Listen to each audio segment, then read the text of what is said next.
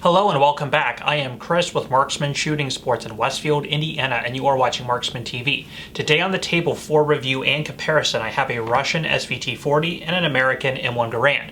We're going to start with a historical overview of the two and then go into a point-by-point technical comparison so you can get an idea of not only their historical relevance in terms of arms development from their respective countries, but how they are similar and different in design. Anyway, if that sounds interesting to you, please stick around. That's coming up now.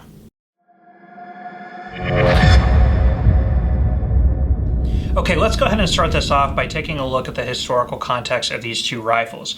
Now, one interesting thing about these is the thing that they share is from their respective countries, whether we're talking about Russia or the United States. And the interwar period, the 1920s and 1930s, they were really the only two countries that were seriously looking at adopting a semi-automatic rifle as a replacement for the then issued bolt-action rifle. Now, of course, at the time, Russia was issuing the Muzzle Brake 9130 rifles, and the United States was issuing the 1903 or variations thereof, or the 1917 Enfields or Eddystone Enfields, whatever you want to call them, that were prevalent and being used in World War I. Now, this was not a very popular philosophy in terms of arms development around the world. You had countries like Germany, where in the 1930s, Hitler himself was a huge fan of the Mauser action and would definitely be a proponent of keeping that as the primary issue rifle because he himself had served in World War I and had been issued a Gewehr 88 and had a lot of trust and nationalistic pride in the original action that he had fielded and others had fielded in the First World War, the Great War. In Japan, the philosophy was similar. You had Japanese troops that had been using the Type 38 Arisakas and previous versions of that as well, and it was good enough for them, so it was going to be good enough for troops going in forward and to future conflicts like World War II. And again, this was a prevalent philosophy around most countries in the world. But these two, the Russians and the United States, would be the two that were a little bit different. They were a little bit more forward-thinking in terms of arms design. Now, in the 1930s, if we look here at the SVT40, Stalin had put out a trials for a new service rifle, again, that he wanted to replace the Muzzle Brake standard issue rifle. He wanted it in the same caliber, but of course, semi-automatic. Now, at the time, there were two major contenders. There was a submission from Fyodor Tokarev, and there was a submission from Sergei Simonov. So the Simonov rifle actually ended up winning the contract and was designated as the AVS-36 and would be implemented into Russian military service. Now, the AVS-36, initially as it was adopted and fielded into service, did get a lot of pretty bad criticism from the troops who were issued the rifle. First of all, the AVS-36 was a fully automatic rifle. It was select fire, and like similar things like the M14, the issues that those had is for the traditional Russian conscripted soldier who did not have a lot of training in the use of these different weapons designs. And not only was more complicated than a traditional bolt-action rifle, it was very unwieldy and ineffective. It did use a proprietary and very interesting muzzle brake, which was effective, but still was not great in combating a fully automatic, full-powered rifle round like a 7.62 by 54R. Now, very, very shortly thereafter, they would open up trials again for an improved variation off of the new Russian concept semi-automatic rifle. Again, Simonov and Tokarev would issue submissions, and this time they would go with Tokarev's pattern, which would be later adopted in 1938 as the SVT40, which is the precursor to this rifle. Now, the SVT40 also did see some issues. It was used in the 1939-1940 war in Finland, and there were some complaints about that as well, but overall it was viewed to be a more easily used and easily fielded firearm than the AVS-36. More importantly, it was semi-automatic only. Now, a lot of people would, in Russia, there was a lot of debate, and it really became somewhat of a big political issue as to which rifle platform to go for. And it was later attributed that one of the main reasons that Stalin wanted to go with the Tokarev design is that he had a personal relationship with Fyodor Tokarev, and that was one of the main reasons he decided to go ahead and award him the contract. In all actuality, the SVT40 was a little bit more complicated than the AVS-36. It did have more parts, but they went with it nonetheless. Now, fast forwarding, as I mentioned, there were some problems with the weapon design. It did use a two-piece stock system The gas piston, the short stroke gas piston, which was actually retained on the SVT40, was a new concept at the time. It was more complicated, required more manufacturer parts. It was heavy, it was front heavy, it didn't balance well, it was unwieldy, and it required a lot of maintenance. Again, problems for a mainly conscript army. So it would be dropped from service in 1940, and they would redesign the product yet again, coming out with the SVT40. Now, the SVT40 would do things like a single piece stock design. They would narrow the stock design, making it lighter. They would try and reduce weight off the front end by shortening the handguard. So if you look at the early ones, the SVT38 handguards go towards almost to the end of the barrel. Replacing it with simple sheet metal stampings here at the front. Another problem with the SVT38 was magazines falling out when they weren't intended to, so a magazine latching system was implemented into the design as well. Beyond that, it was a simplified version for ease and cost of manufacture and for implementation in the field and use by, again, a conscript army. Now, again, Stalin had intended for this to be a primary issue rifle and would replace, hypothetically, 1/3 to 2/3 of the total standard issue infantry rifles within Russian armament, within their factory or their weapons tables, if you will. Now, plans for that were ruined. Of course, there was the invasion of Russia by Germany. Germany had pushed very deep into Russia, and Russia had lost not only a ton of their manufacturing, but a lot of the already manufactured SVT40s. German troops would actually pick up the SVT40. They were very much infatuated with the design. Copies of it would be sent back to Germany, and Germany would start development of their own semi-automatic rifle designs, which would later end on the G43 rifle, which used a very similar gas operation system. So this was definitely heavily influential in that. As again, prior to that, Germany, yes, had no interest in moving into a semi-automatic design until they saw the effectiveness of it on the field. Now, moving over to the United States, the philosophy again was very similar. Now, the development for this would actually start in the 1920s when a Canadian by the name of John C. Garand, or Garand, however you want to pronounce it, I'm just going to say Garand, which is technically incorrect. But John C. Garand had begun working with Springfield Arsenal at the time, and they were looking, again, the United States was looking to transition from the standard 1903 to something that was semi-automatic. Now, by the 1930s, they landed on a prototype variation of the M1 Garand, and they had opened up trials, and again, about the same time, about 1935, 1936, there were submissions from Thompson, from Pedersen, and then also the M1 Garand. And then in 1937, Garand was awarded the contract as the new standard issue rifle. There would later be a submission from Johnson, and they would talk about switching over to the Johnson automatics rifle, the 1941 Johnson, but that's neither here nor there. It never went to fruition. Now, in 1937, Springfield would begin production of the M1 Garand, and they would first come out with an early iteration known as a gas trap Garand. And on the gas trap Garand, you would have sort of a scoop shape cone-looking device at the bottom of the gas system, and that was intended to trap gases and route it back through the gas block and route the gases again against a long stroke gas piston, which the concept remained the same. And that would actuate the firearm. In theory, it was a good idea. In practice, it was pretty bad, especially in cold weather temperatures. So the idea was scrapped in 1940 for the use of a traditional system with a drilled hole, which allowed gases down into the gas cylinder directly from the barrel, and then that itself would actuate the long stroke gas piston. Now, all previously manufactured gas trap Garands would be sent back for retrofitting. So if you do come across an original gas trap M1 Garand, they are very rare and very expensive.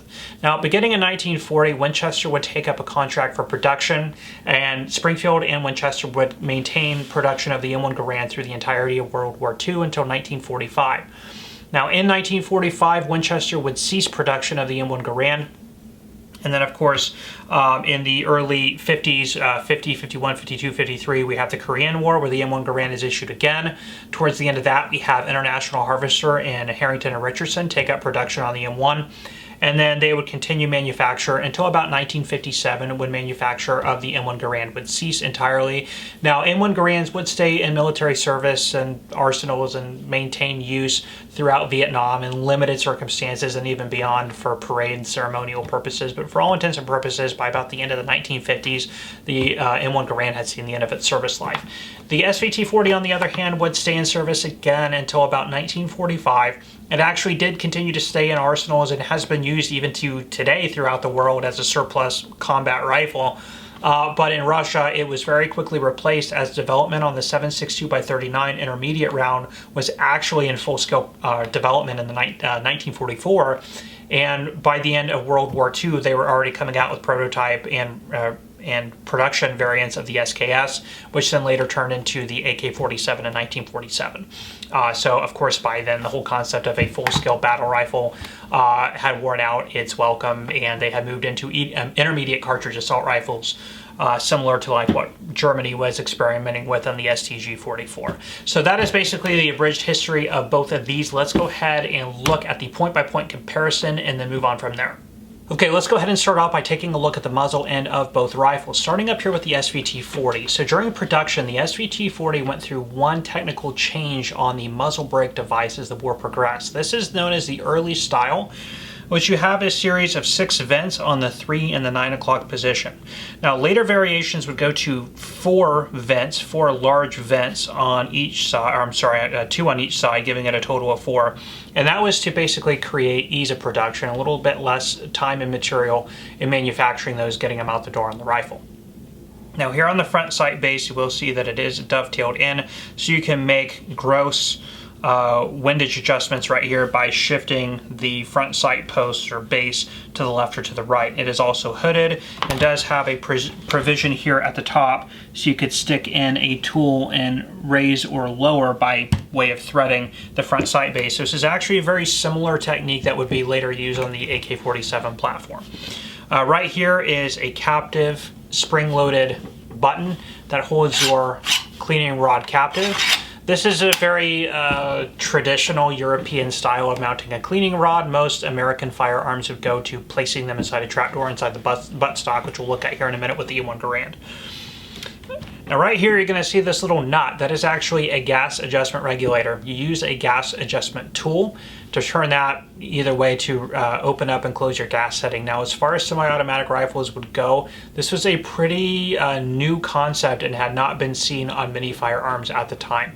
So gas regulators would later be seen on things like the FN/FAL, but primarily a lot of it started here with the SVT series of rifles. Again, the handguards here are stamped sheet metal. That was again to reduce time and cost of manufacturing the stocks for the rifles, as the SVT38 did have a small portion of stamped metal end cap right up here at the front, but most of it was actually wood. So that was just a weight and cost saving measure. Now if we go down to the M1 Garand, remember the early iterations of it did use the gas trap, but this is predominantly what you're going to see. Gases are going to travel down through the barrel, go through a hole in the opening here into the gas cylinder, and then run a piston, which is sitting right in here. As the gases expand in this area, that's what runs your action. Front sight base again is protected by 2 protection ears. This is an entire hood. And then there is really no, I mean, this is technically dovetailed, so you may be able to drift it a little bit, but all of your main windage and elevation adjustments are both going to be handled on the back of the rifle, and we'll talk about that when we get there. So let's go ahead and take a look at receivers and receiver construction. I'll go ahead and start here with the M1 Garand. Now it does use a open top rotating locking bolt, which when empty does lock open. You're going to see the follower down there. Now of course, as many people have seen, this does feed from an 8-round M-block clip. The 8 rounds and the clip all go together inside the action. You pop it in, and then when inserted, you drop the op rod. That chamber is your first round ready for firing. You got to be careful of Garand thumb, making sure that your thumb is actually not in the receiver pushing down the rounds when it releases, because that'll hurt quite a bit, and there's quite a few stories on that. Your op rod and charging handle are right off here to the right hand side. Now this is actually going to go underneath the entirety of the stock, and then is going to basically turn into what is a long stroke gas piston, which goes into your gas cylinder. Then I'll break down the rifles and show the philosophy behind the 2 gas operation designs on the 2. And they're actually 2 of the most popularly used concepts today in terms of semi-automatic firearms. As mentioned, your windage and elevation knobs are back here. This one here changes your windage. This one here changes your elevation. You do have a simple peep sight in the back and a front post sight up at the front, and that is it. Now your caliber, serial number, and manufacturer designations are going to be right back here, and that is essentially the function of the M1 Garand and the receiver. Safety is down here in the trigger guard. There you go. And then just a flat base plate down here at the bottom. Now for comparison, here is the SVT40 receiver. Now even though the receiver piece here is fully machined, you do have a stamped top cover, which is going to break down a little bit on the cost. Now you do have a open top action as well, and this does feed from a removable 10-round magazine. Now it was not really issued with like how we issue M16s and AK-47s today, where you have 6-7 magazines that are loaded and you switch out your mags. I think at most they would be issued with 2 mags, but the real intention here was to keep the magazine in the firearm and to load it with 9130 Mosin Nagant stripper clips right through the top, and here's the stripper clip guide right here at the top. Again, 10-round magazine. Now this operates on a short stroke gas piston, and all those components are housed right here underneath the handguard. Again, once I get to disassembly, I'll explain the fundamental differences between the gas operating designs. Nothing else really to say about that. Of course, charging handle, this is not connected to any type of op rod. This is just a single bolt piece. Now it does have a tilting locking system, which I'll get to in a minute. Beyond that, your safety is actually here, which flips back to literally essentially cover the trigger, and forward is off safe.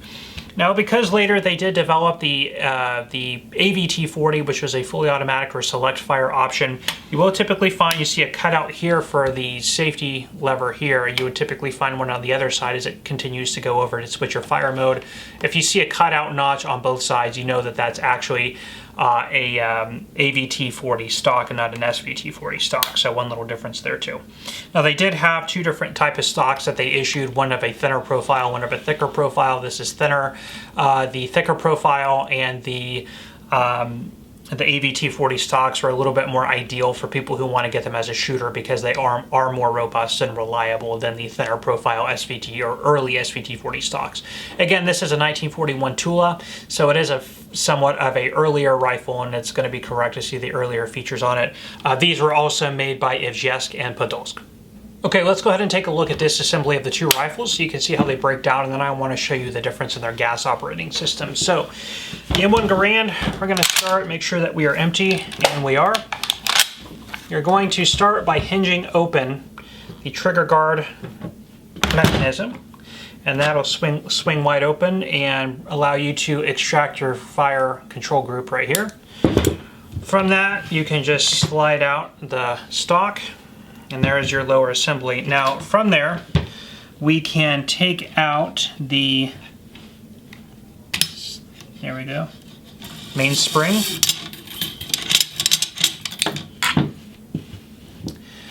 Going to turn over the receiver. Now there's going to be a notch right here for the op rod. We'll bring that there, and it should allow it to pop off, and I'm probably going to struggle with this a little bit. There we go. I had to cut out a little bit of time there. I can never find the sweet spot for that. Kind of move that out of the way. Now the bolt is going to come back down, turn it, and out the top. And then from there you can kind of wiggle out, if I can get this right, the gas piston rod from the gas cylinder. And that is a full field strip of the M1 Garand. Okay, let's go ahead and take a look at the disassembly of the SVT40. We start by removing the magazine, checking that we're clear, and we are. Now the dust cover assembly will slide forward as one piece until you get it pretty much over the top, and it'll release from a track right here in the back of the receiver. Now holding pressure on the mainspring and guide rod, go ahead and remove the top cover and then let that down. Kind of pull this off to the side, allowing it to retract out of the back of the bolt carrier, theoretically, if I can get this out of here. There we go. And it is a 2-piece guide rod and a 2-piece spring. From there, the bolt assembly lifts up and out of the receiver. That is the bolt carrier and the bolt, and it is a falling locking system similar to that of like a SKS, if you will. So there's that. We'll set that aside. And then there's the inside of the receiver. Now, the gas piston, we'll get to that. I'm going to go ahead and just remove the cleaning rod out of the way. And then we will quickly remove the sling, and I'll speed this up a little bit so you guys don't have to watch all this. Okay, with that out of the way, go ahead and release the barrel band. Slide that right off the end of the gun. Then the top cover. This will pop off and out. Top cover comes off and forward. And then there is the gas piston assembly. Now, this is similar to the concept of what you get on a short stroke gas piston AR-15 that you see today. You see how this is coming back into the receiver. And we call that a short stroke because it has a short travel. And the bolt is going to be sitting right up against here. So when that pops through and hits it, it moves it just about that far, but it's under an immense amount of pressure or momentum, and that sends the bolt carrier to the back of the receiver, and then a spring returns the gas piston rod. The bolt comes back, picks up around, and chambers around. Then when it's fired, again, gases are coming all the way through the barrel, up through a gas block. There's this piston cup here that'll trap the gases, exerting pressure on the gas piston rod. It'll then push this again into the receiver and actuate the firearm. So again, this is a very, very common gas system. Again, you're going to see these on like modern gas piston AR-15s. Later, the Germans would pick these up and basically copy this entire design on the G43 that would end up getting adopted. Now, it was argued as to who was the real inventor of this gas piston design. It was, oh gosh, what was his name?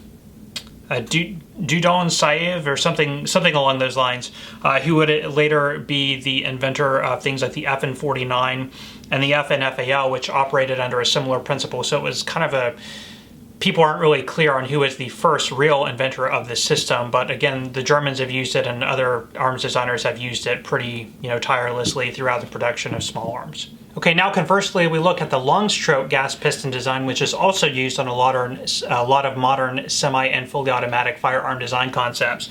But what you have is a long stroke or a full length gas piston, and it's integral to the operating rod. And of course, the bolt is locked into the operating rod. Yep, and it'll sit sort of like that as it's in the firearm. And what's happening is, as this is sitting in your gas cylinder, the round is fired and travels through the barrel, goes down through the gas block and into the gas cylinder, where it hits your gas operating rod as the gases expand, forcing this backwards. Again, connected to your bolt, causing the bolt to retract towards the rear of the receiver, and then spring returns everything back to the forward position, ready to fire again. You're going to see this concept on things like AK-47s as one of the most popular things you're going to see this on, where the bolt carrier or the operating rod and the gas piston are one integral piece, and the entire thing cycles as one unit or in a long stroke as the firearm recycled. Well, that is all the time I have for you today on these. Thank you so much for stopping by and checking out this video. If you enjoyed, please let me know by hitting that like button. Please also consider subscribing to my channel and hit that bell notification button so you are aware when I am posting new content. Anyway, guys, I'm going to leave you off with that. I am Chris with Marksman Shooting Sports in Westfield, Indiana. You are watching Marksman TV, and I will see you next time.